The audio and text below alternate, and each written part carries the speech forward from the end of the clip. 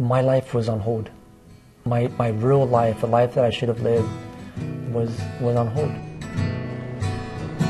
Nice to be free. Why me, Lord? What have I ever done to deserve? When I was 16 years old, I was wrongfully identified as a suspect in a crime that was committed, and then eventually arrested and ultimately wrongfully convicted. The crime was that of a murder. I was sentenced to 30 years to life plus life in prison, which in California basically was never to get out ever again.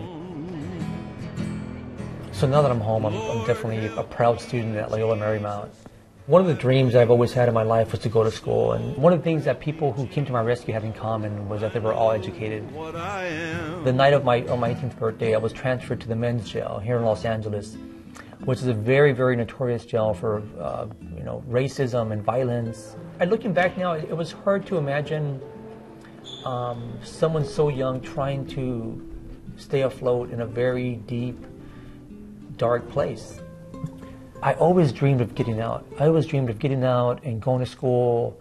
I always dreamed about being with my family. I dreamed about, someday maybe being in politics. I dreamed big dreams from a place that dreams didn't exist. And your will is infinite.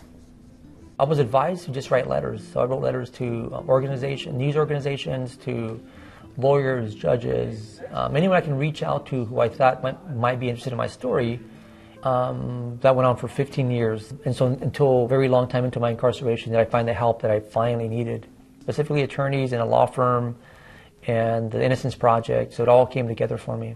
The man they call Franky was released from jail in downtown LA this afternoon after spending 20 years in prison. One of the mysteries of what's happened to me now that I'm home is people are really baffled as to why I'm not mad, why am I not bitter, why am I not angry, why am I always smiling.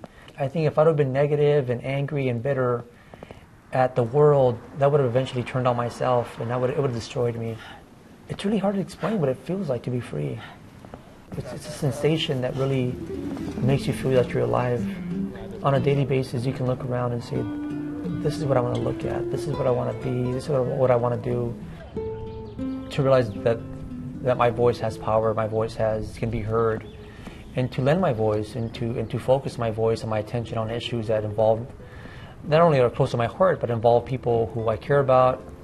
And if I can sort of use that voice in a positive way, which I think I've been doing on some level, I want to be heard. My name is Franky Carrillo, and I am a free man.